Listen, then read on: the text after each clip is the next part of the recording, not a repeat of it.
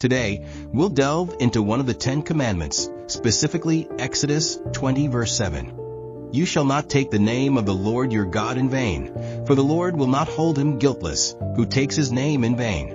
This command comes from the book of Exodus, where God outlines his expectations for his people. It emphasizes the importance of reverence towards God's name. But what does it mean to take the Lord's name in vain? It's not just about swearing, but includes using God's name without respect, for trivial matters, or in false oaths. Brother June Macapober tackled about one of the neglected acts, especially Christians, the using of the name of the Lord in vain. The meaning of the word vain, frivolously invocation, prayer, praise, and thanksgiving. A quotation about honoring and giving thanks to God, the name of God, and an example from the book of Leviticus. James Montgomery Boyce said, "To misuse the name of God is to show the greatest irreverence for his character, the authority he has, and the holiness he embodies." In our fast-paced world, where language often loses its gravity, this command invites us to reflect on our speech and the significance of what we say. Let's take a moment to consider how we use God's name in our daily lives. Are we treating it with the reverence it deserves? How can you honor God's name in your life today?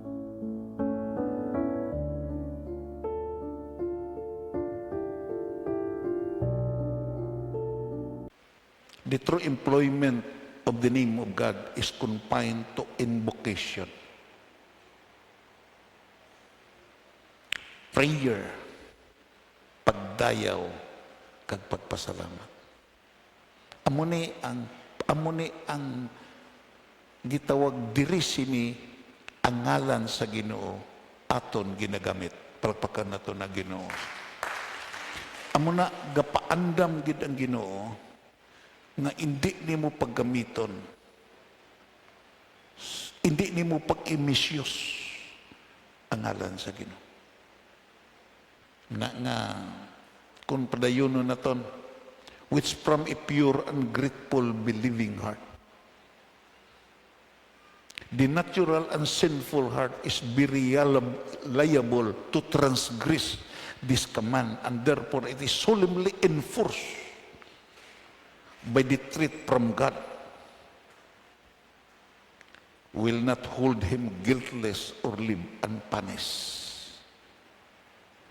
Hindi gid magtugot ang Ginoo nga hindi kasilutan kung gamiton nimo ang ngalan sa Ginoo nga wala sing pulos. Sa namalandong balakos ini, kinalan ang Kristohanon, mahibalo gid sini nga kamaturan. Ano ni nga word paggamit sa Ginoo nga wala sing pulos? Ini nga word nagkahulugan ni way bili. Hindi nimo paggamiton ang ngalan sa Ginoo sa way bili. Tungo kay ang Diyos nga aton gialagad, pirti ni kamahal nga Diyos. Palakpakan nato na Ginoo. Pirti ni kamahal nga Diyos. Wa sing bulawan, wa sing kwarta, wa sing property nga ikatumba sa kamahal sini nga Diyos. Kaya ang imo makita kag ang hindi nimo makita nagahalin lang sa sini nga Diyos. Palakpakan nato na Ginoo. Gani gipaandaman ta nga hindi mo gamiton ang ngalan sa Diyos sa way bili nga mga butang. Dayon way pagtakod, using the name of the Lord in vain. Nagpaintindi ni nga way kapagtakod sa Diyos. Way kagrespeto sa Diyos. Hindi mo paggamiton ang Diyos sa hindi mapuslan ng mga butang. Hindi mo paggamiton ang Diyos sa wala makuha na kaayuhan. Yes. Kag ako nagapati, ang nakasala sini nga hambal sa Biblia, hindi ang wala ka basa sa pulong sa Diyos. Hindi ang wala kabati sa pulong sa Diyos. Ito kay mga inosente na sila. Pero dala na sila sa gitawag ya salama na tungod kay ang Ginoo way patawaron. Kabati ka man, na-inform ka man kung ang iyang ngalan gani imo gitawag gamiton sa way pulos. Accountable ka sa dako nga katalagman nga di mag-aabot sa imo kabuhi. Sa Cebuano, gitawag mayaga-yagaon nga paagi. Kagdayon, mapasipalahon nga paagi. Amo nang using the name of the Lord in vain. Kagdayon, kung imo tanawon, in the principle of comparison, makita nimo amo ni ang gigamit sa amplified, especially when seriousness is expected. Wala sing kabug-aton, wala sing pulos, wala sing tinutuyo nga seryoso. Magapadayon ta, even pagan. Ano ang even pagan thoughts that name of their God should be treated with reverence. Even nagasimba sa Diyos. Tinutukin ang ilagi ludhan. Di ba, patyon ka. May duha ka amigo ko nga pastor, kung way gitawag ya nakasibat sakay sa gitawag single nga motor, tapos git sila. Nagkanto sila dito sa Escalante, to kay may nagmilagro nga Diyos. Pag abot nila dito, ilagi pungil ang ulo. Sabi mo lang, nagkuha, ginunting ang tag-iya, may gani, nakasibat sila. Even pagan, hindi ni mo pagtinuntuhan, tungo kay, imo makita iya, sila mismo, nagatahod sa ila ginaludhan, kag din, may pagtaha sila sa ila ginasimba. May naglibod dito sa kwan, may naglibod dito sa reclamation. Imo makita iya, may utod ta nga sa naglibod. Ambot na man to nga, nagsilig siya. Hindi kami magbakal sina, kaya way kami ipakaon. Sabi mo lang, anong sila sa naglibod? May lain ta reliyon, mag-respetahay lang ta. Even pagan, nagadiman sa respect, nagadiman sa pagtahod, nagadiman nga ang ilag ginaludhan, never to be used sa mapasipalakon nga gitawag pamagi. How much more kita? Palapakan na ito na Ginoo. Kung ikumpara, sila hindi matuod tong kaway na kabuhi ang ilag ginasimba. Way na ginahawa ang ilag ginasimba, hindi nakalakat, pero ang imo ginasimba nga Diyos, natistingan na ni, nga di nakahimo ka, naka-experience ka sa maayo nga mga butang. Ito sis gipaandaman kita na hindi naton gamiton ang ngalan sa Diyos sa pasipala. Kung padayuno naton. Nga, a name is an expression of the personal substance. Ang mga Diyos-Diyos, way na unod mo. Way na isin sa sulod. Maghambal gani ka, ang importante sa tanan, kung magkaon ka kinason, ang importante sa tanan ang unod.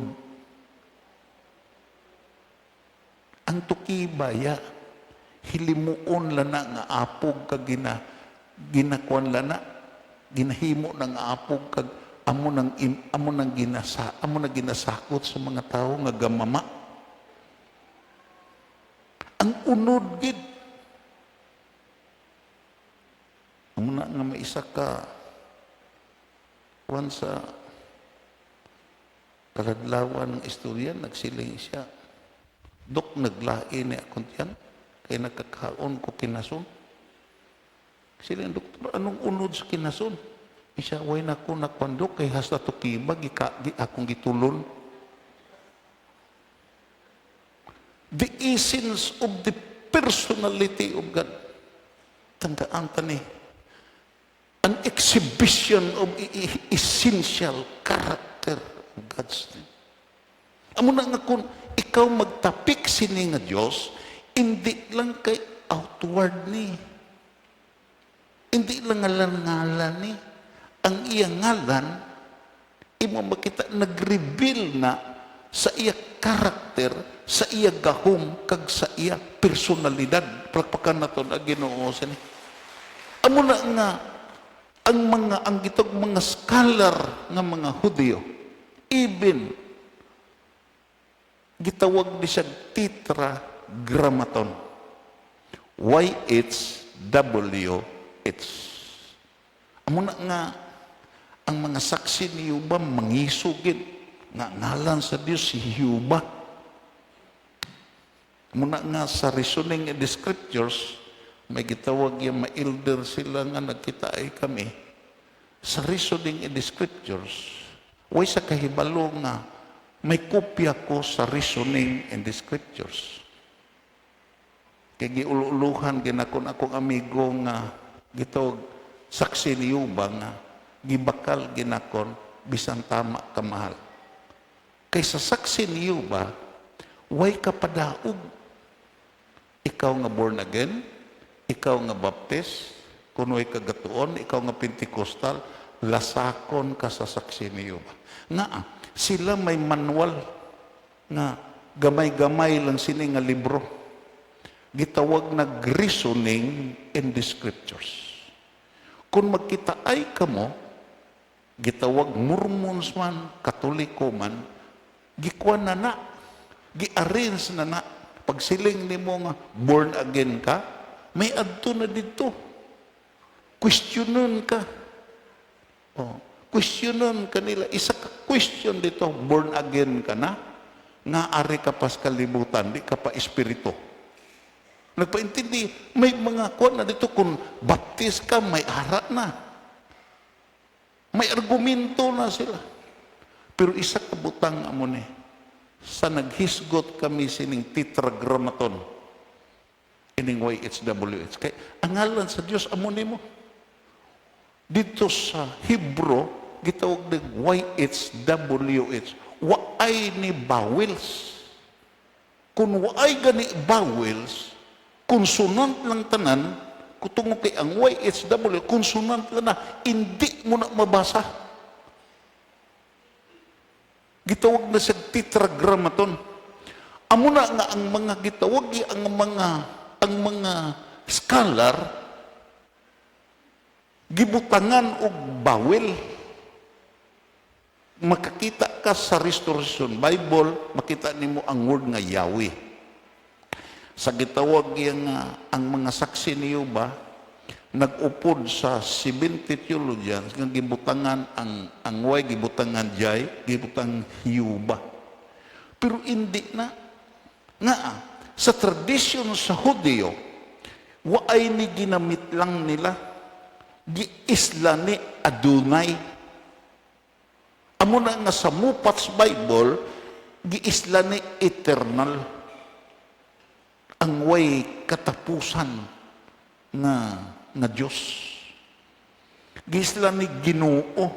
Amo na nga sa King James Version, Lord ang imo makita, the Lord is my shepherd. Amo na something, amo na. Nga, perti ka gitog holy to pronounce. Nga, tungo kay nagpaandam ang Ginoo mo. Nga hindi mo gid paggamiton ang akong ngalan sa pasipala. Seryoso ni nga gitog. Hindi ka kaunor sa Ginoo, hindi ka kapadungog sa Ginoo. Kung ini nga mga butang, hindi na ito mahibala. Kagdayon imo makita ya, which He delegates to be known among men. Ang Diyos siya, may gitawag ni mystery of self-revelation. Gusto siya magpahayag. Amo gani na nga, He revealed Himself in His creation. Nag-reveal siya pagi siya creation. Amo na nga ang creation shadow katahom.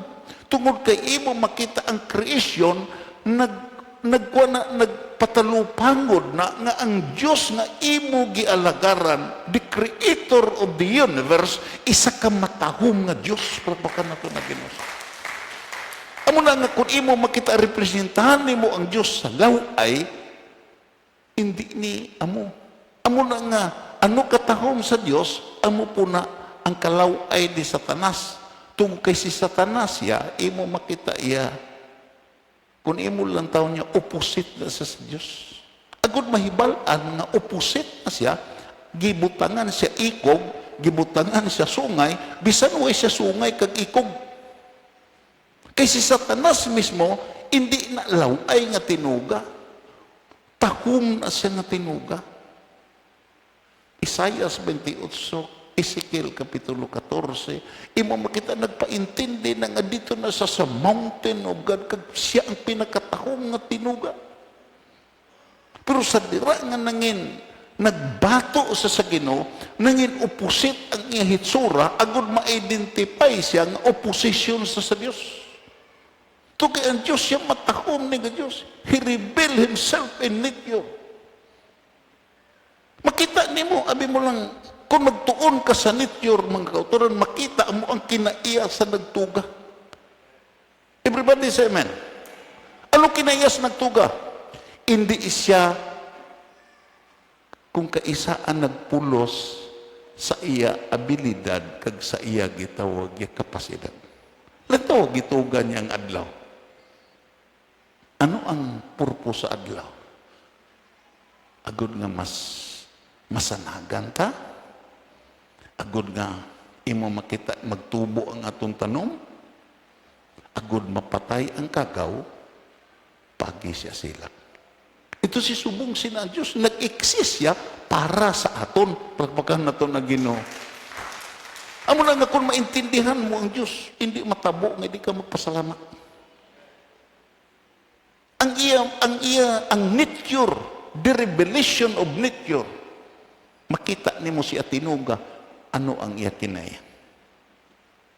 Kagdayon, iba makita, hindi na siya nag-reveal sa nature, kundi nag-reveal siya pagi si Apulong. Palapakan na ito, the revelation of the Word of God. Amo na nga, hindi ka maglawglahog, hindi ni mo paglabutawon ang Diyos. Kaya mga tao nga naglabutaw kag nagpasipala sa Dios, way gid sing kaayuhan nga nadangat. Si Voltaire, si Friedrich Nietzsche, siling pa ni Friedrich Nietzsche, God is dead. Pero diin na siya karon, patay na siya, pero God is still exists. Pagpakan na ito na Ginoo sa niya, which he delegate to be known among men. Amo na siling pa ni Apostle Paul, even his eternal power and attributes and Godhead is clearly seen by the things that are made, so that they were without excuse.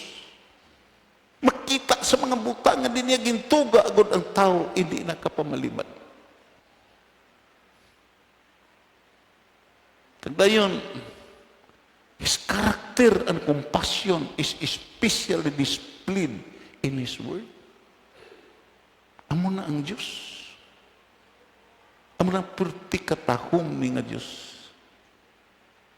Amo na nga hindi kagid maglahog-lahog sa sili nga Diyos. Kag makadto kita, I want to, gusto na to na tanawon, ano ang resulta sa tao nga nagpasipala sa Diyos? Makadto kita sa Leviticus Kapitulo 24, hangtod sa 18. Ini siguro, karon pa kamo ka, siguro nabasa na nyo na kaangay sa akon, nagibasa na nakon, pero labay lang sa akon. Pero ano gid ang unod sini?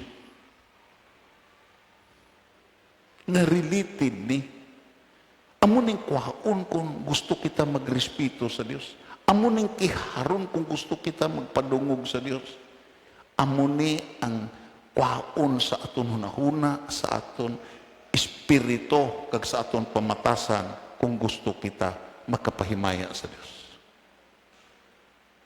Basahon ta, ang silot nga para sa nagapasipala sa Dios kag nagapanghalit sa iya isig katawo karon. Wow. Kung ang tao way na respeto sa Dios, way na sa gapadungog sa Dios, kahalitan na sa isig katawo. Pagpakan na ito na Ginoo siya. Kadto ka sa prisuhan, kadto ka sa mga tao at kadto ka na sa ospital, ngara sa gitog seryosong kintangan, ngara sila. Tungod kay kalabanan sila nga mga tao ay nagapadungog sa Dios kag dayon ang ila kabuhi mangin kahalitan sa iisig ka tao. Kag dayon padayon ta pagbasa. Karon mas kugunta.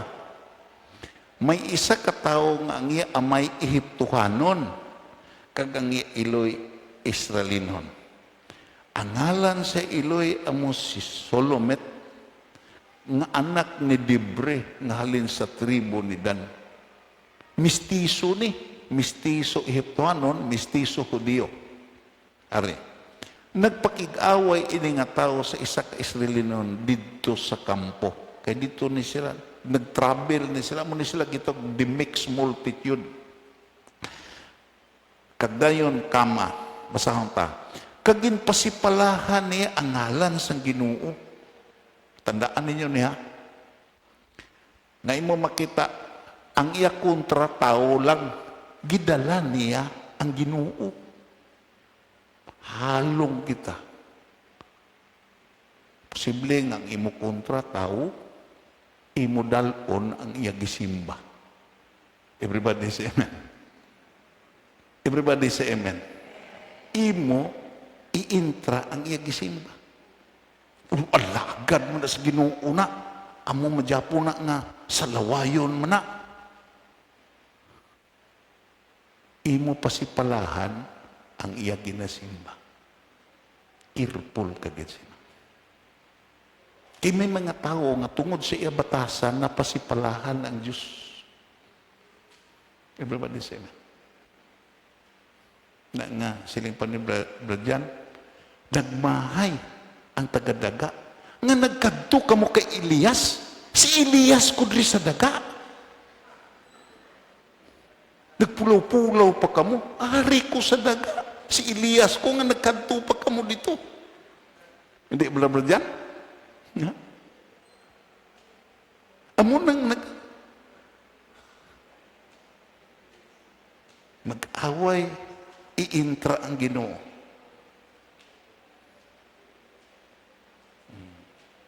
Ang asawa, nagasimba, may away, iintra ang Ginoo. Sabi mo lang, kahuyanan sa Ginoo, terrible ni. Ang Ginoo ya, bagay ni siya padunggan.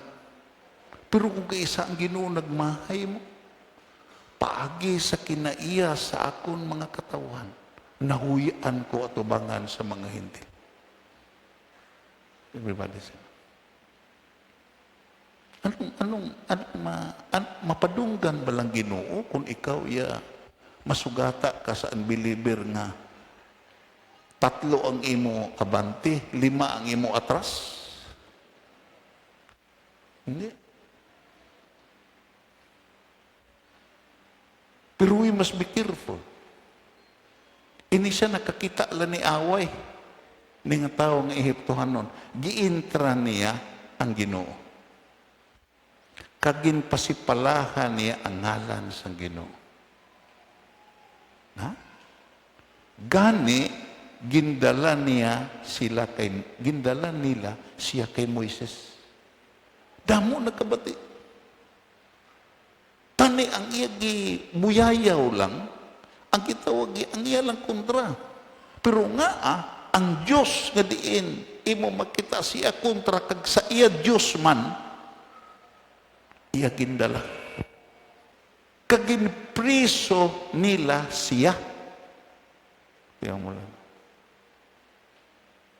Kunin mo, biblical example ni. Kagin priso nila siya. Sugpon, basahon ta, hasta nga mahibaluan nila kung ano ang kabubuton sa Ginoo sa amo nga tao. Gipriso anay, kagipamangkot ano ang kabubuton sa Ginoo sa sina nga tao. Dahil padayonon ta pagbasa. Gusto na ko nga reviewon ninyo ni.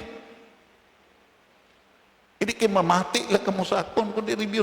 Karon nagsiling ang Ginoo kay Moises, naghambal ang Ginoo. Kag anong hambal sa Ginoo? Dahil asagwa sang kampo ang ato nga mga tao nga nagpasipala sa ako. Dahil asagwa.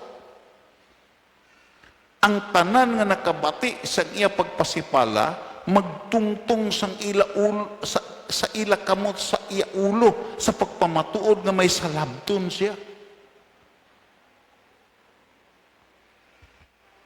Wow. Kagdayon, batuhon niya siya sang bugos nga katilingban sang Israel. Kagdayon, ano ang hambal dere? Kaghambalon mo, pare na.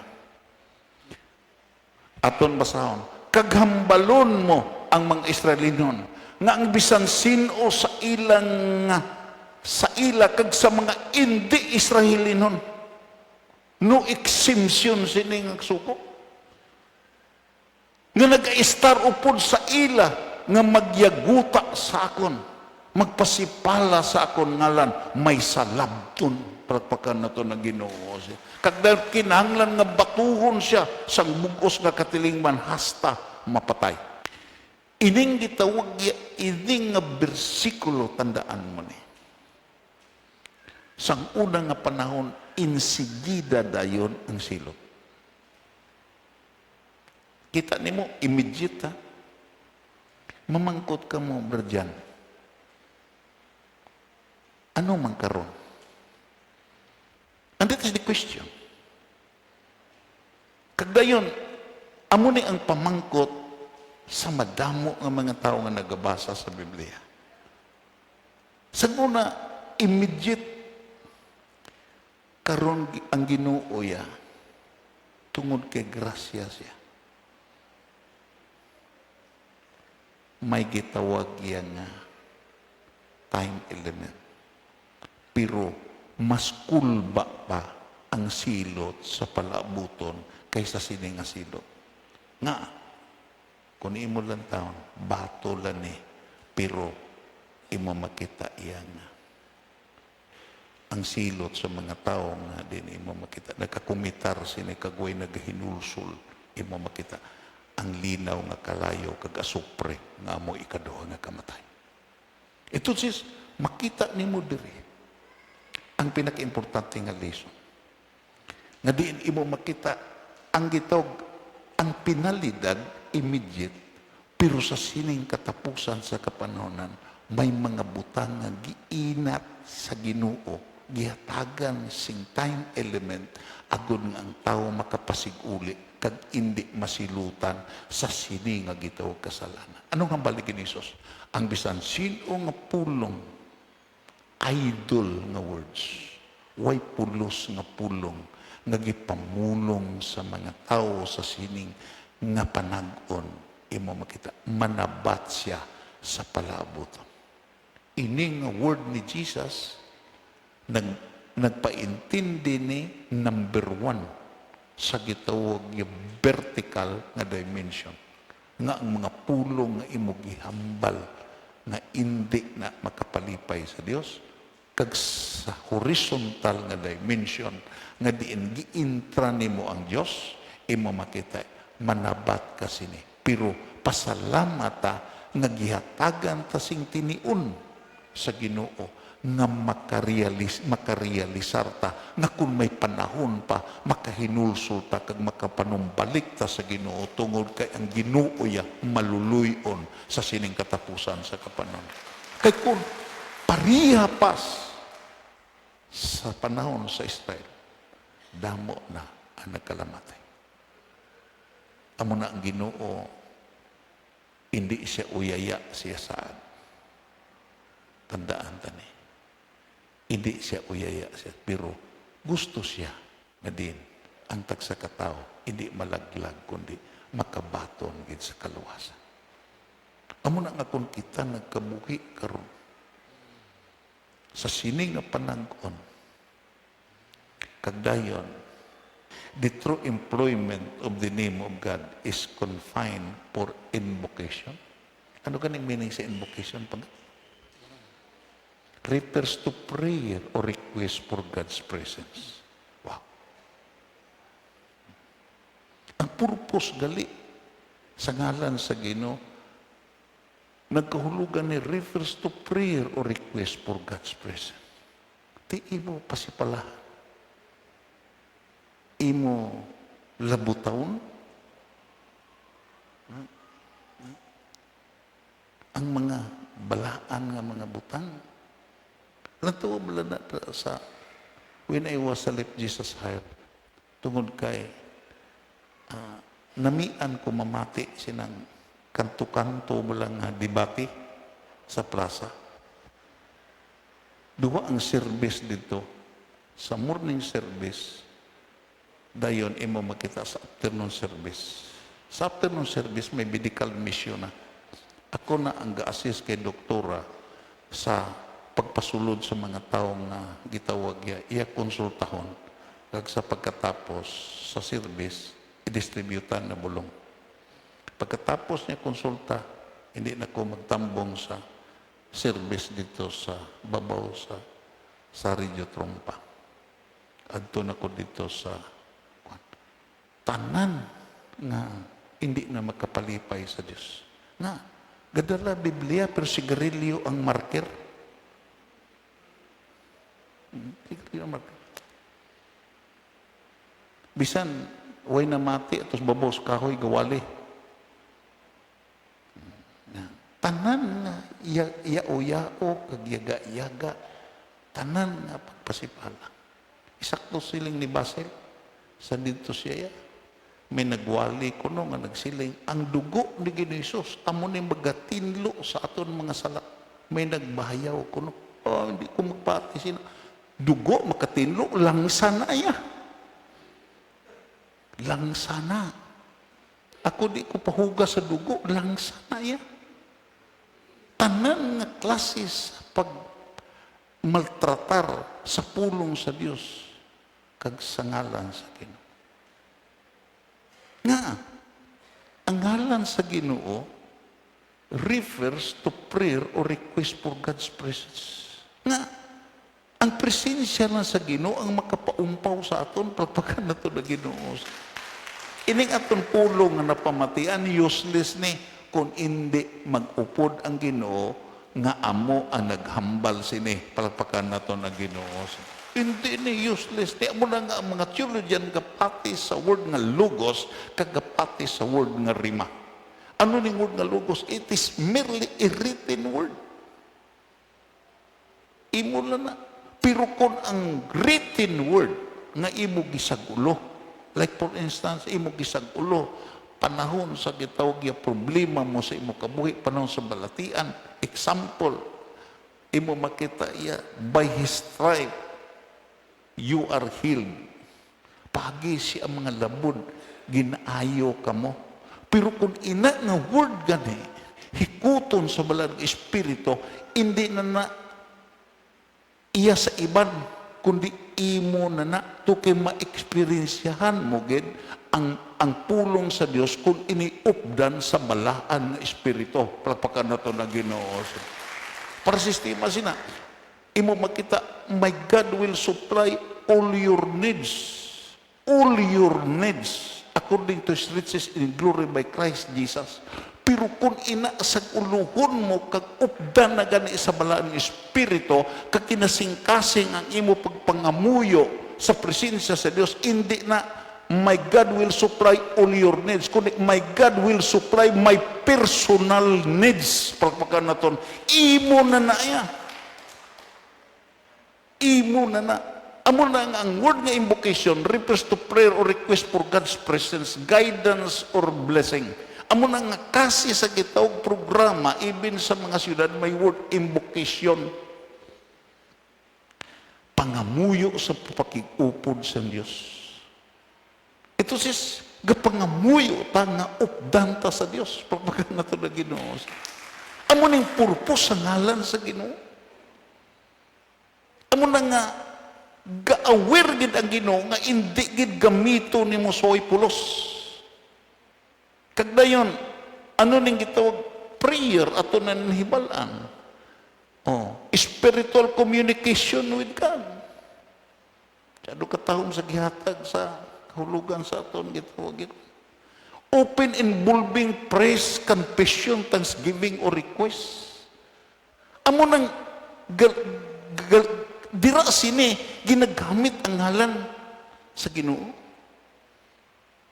Amo ganina nga revelation, ang Diyos nag-reveal sa nature, ang Diyos nag-reveal sa Apolong, pero katapusan di final revelation, ang Diyos nag-reveal sa paagi sa anak kabugtong nga si Kristo Jesus, pagpakan na ito na Ginoo. Dira kay Kristo Jesus. Amo na siling pa ni Apostle Paul, in Him, in Jesus, dwells the fullness of Godhead bodily. Amo na nga imo makita kon ang tetragrammaton YHWH pertikabalaan nga tikabon, imo makita agud nga makapangamuyo ta, makatikab ta nga may pag-asa, may paglaom kag may pagtuo. Si Kristo Jesus gipadala agud nga mahilway ta sa aton gitawag nga pagkinahanglan. Amo na siling pa niya, pangamuyo kamo pagi sa kun ngalan. Tukay kun mga muyo kamo pagi sa kun ngalan, himuon sa amay ang inyo gikinalan tungod sa akon. Amo ning dayon ano ni? Thanksgiving. Ini tanan nag-involve ni sa goodness sa Ginoo. Pero may mga butang gid nga kun aton lang taon palihog to. May mga butang gid nga which from the pure and grateful believing heart. Both verses are about honoring God. But they emphasize the condition of your heart. Siling pa ni sa notes nga, okay, more than just the action or giving of thanks. Which from the pure and grateful believing heart. Amo ni gikinalan sa Ginoo sa thanksgiving. Tungod kay ang sugpon sini, the natural and sinful heart. Ang natural lang kang makasasala nga tagipuson is very liable to transgress this command. Ining kasasala naton nga tagipusoon, ining natural naton nga tagipusoon, amo ni kung kaisa, out of the abundance of the heart, the mouth speaketh. Natobla na. Ako nakaupod magiko mga babaydor ng mga tao. Istoryahan mo sa Ginoo, hindi interesado. Pero istoryahe, binastos, pirtika, mapasadya mo siya.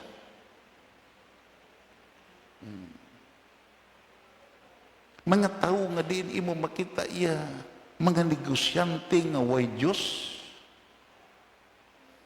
hindi interesado sa Diyos.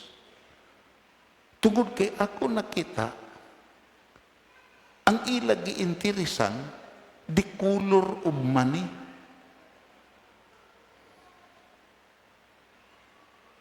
Hindi interesado. Nga, tungod kay ang ila tagipuso natural, kagdayon sinful, kagdayon imo makita kung imo tanaw, tandaan mo ni. Amo na nga, isa sa utod na ito, nag-istoryahan na kami. Kung way supernatural nga intervention, magkabuhi ta sa sining nga kalibutan, kita ang pinakadihado, kag kita ang pinakakaluluoy nga ta. Everybody say amen. Balikon na kon. Kung hindi mag-intervenir ang Ginoo sa supernatural nga pamaagi sa pag-supply sa aton, kita ang pinakamakaluluoy. Nga, example, intra ka negosyo, compete ka sa mga unbelievers, pirdi ka gid. Sila pwede kadaya, ikaw hindi kadaya. Everybody say amen. Amo nang uwi ka pa daw. Maputo ka na lang. Ang ako na may makita sa nagdumala siya, gitawag siya, ang termino sa una dito sa Cebu, gitawag nagtinidor de libro. Siya nag-uyat sa libro, sa negosyo tungod kay. Ay mo makita iya. Naka-eskwela sa Bukiping. Sabi mo lang, siya mismo kagupod sa tagi. Ginatudloan din sila. Ano pagdaya? Siling pa niya, noy? Inang daya nga kambyuhan kakulang, lecture gina dito sa amon. Nga, kung magreklamo, dugangan man mo.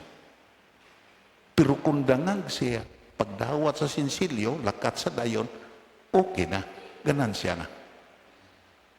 Kagdayon, tungod sa una ang tila kuno, minitros, ginakat, yarda. Gitudluan di sila ano pagkat na. Mamirdi ang itong nagbakal. Sa una, hindi pa man kinilo, ginantang pa man ang bugas. May gitawagin sila. Nga gitawag yung, may gitawagin sila nga kalis, nga buktot. Hindi mo makita tiko, nga pagkalis ya. Kagdayon, may isip gid nga kung magdinangag ka, dauton ka sa isip. Like for example, 1, 2, 3, 4, 5, 16, 17. Why? Natapos ka na. Nga, tandaan mo ni, why ka gid padaog. Pero ang padaog mo, ang supernatural. Plagpakan na ito na Ginoo. Tungod kay nagkabuhi ka nga matutom sa Ginoo, nagkabuhi ka nga di dayaan kag nakapadungog ka sa Ginoo, ang hambal sa Ginoo ang nagapadungog sa akon, padunggan ko gid. Everybody say amen. Abi mo lang, kita may mga ka. Hindi mo na may kontra ka gid. Kasi anong mo binutan, may hindi gid namian sa imo. Pero the best way to destroy, according sa biblical point of view, the best way to destroy your enemy and to educate them, sino ka?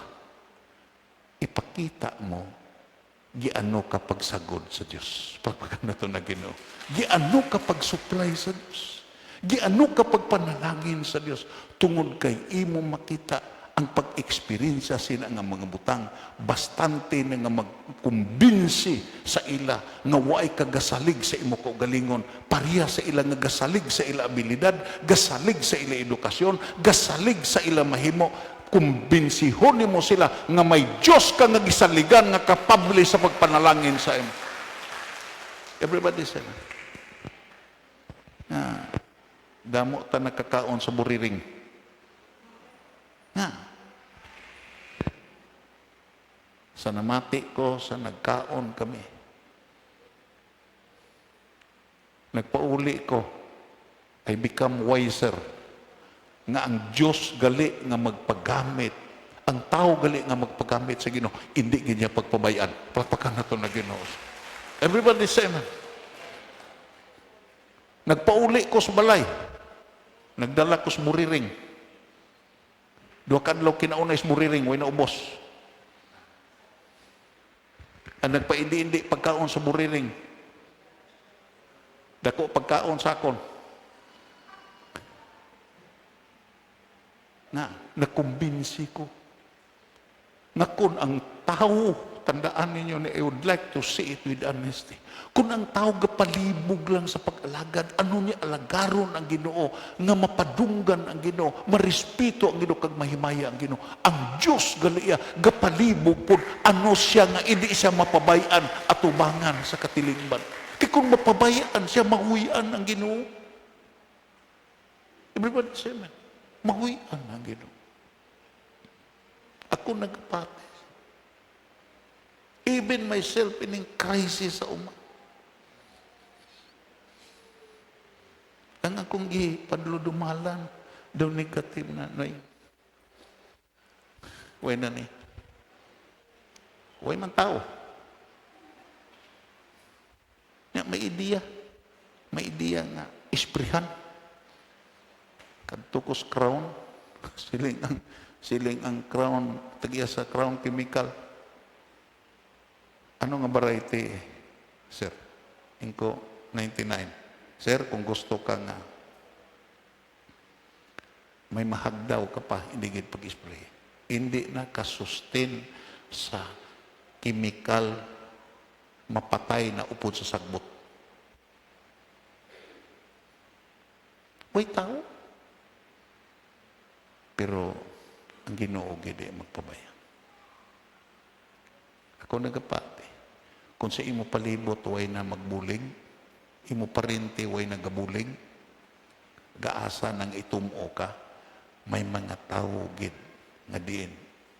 Amo na nga mga tao ang maupod sa imo sa kabudlayan. Everybody say. Sa nangamuyo ko sa Ginoo. May pamilya nga diin. Just imagine, mga tao sa Maranyon, mga tao sa Gutierrez, kaya mga tao sa Nardo. Nagpresentar. Kunahan namon ang imo uma, yoy. Pamilya ka. Just imagine. Maglantaw ko. Kasiling ko. Ang Ginoo, hindi gid mapinabayanon. Palakpakan na ito ng Ginoo. Ang Ginoo, wala ka pabaya.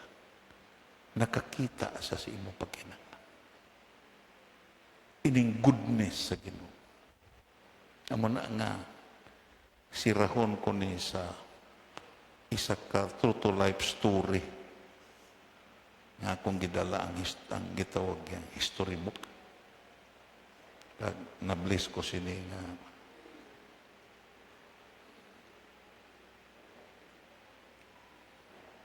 ini si Charles Simeon. Ini nga tao, rector ni of the Holy Trinity Church in Cambridge, England. Rector ni siya. For 54 years, nag-exist niya halin sa 1782 to 1836. Ang iya kabuhi, nakapadungogid sa Diyos. Kag sa gibasa na ko ng iya autobiography, nagbilib ko sa nga tao. Just imagine bala, ang kasaysayan nagsiling had a profound effect on the students of the university.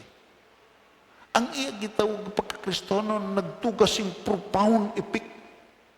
Pagkabal gani ka profound effect, epekto nga madalong sa kabuhi sa mga estudyante. Kung ini nga rector lang, nabuslan lang, why ate sa Cambridge University. Galing kay gibuslan sing mga rector nga why nagapati Diyos. Why commitment sa Diyos. May lang sa gitogya, ritual ka sa programa, pero wala nakatuga og profound effect sa kabuhi sa mga estudyante. Ang kasaysayan nagsiling, among those converted, just imagine ba na? Among those converted through Simeon's ministry, for example, was Henry Martin, the pioneer missionary to India. Sa na-convert niya, isa sa mga na-convert niya kag natudloan niya sa profound nga pagtudlo sa Christianity, sa mystical union. Imo makita iya, ini si Henry Martin nangin pioneering missionary nga di nagkadto sa India kag nakakonvert sing 1,000 sa mga Hindus nga nagasimba sa mga Diyos-Diyos. Ang kasaysayan nagsiling, ano ang iya teknik? Students were invited to rector's house for tea and were encouraged to question him concerning spiritual truth. Why siya kakataka? Ang mga estudyante naghimo sa gitawag yan na daw gitawag sa iya, sa gitawag sa dito sa iya balay, diin siya nagdayon, may tea houses. Nang mga estudyante giimbitar niya, diri inom ta ditsa. Kung sa kwan pa aton mga pita di. Kagdayon, he encouraged the students to question him concerning spiritual truths. Kagamuning counter sa gitudlo sa gitawag scientific nga study sa anthropology nga din, the origin of man, nga ang tao halin sa unggoy, halin sa single-celled animal. Imo makita yan nga, once he was asked, ari na sekreto, sa amuning nga lifestyle niya, imo makita iya, gipamangkot siya. Seryoso nga pamangkot. Kaya pila na katuig mo, nag-epekto na siya sa university sa Cambridge. How do you maintain the close walk with God? And that is direct question, personal. Giano mo pag-maintain ang imo pag-alagan sa Diyos? Giano mo pag-maintain? Ang sabat niya, this was his reply, by constantly meditating on the goodness of God. Palakpakan na ito ng Ginoo.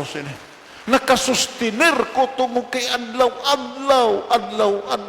nagapamalandong ko sa Dios na maayo nga akong gialagan.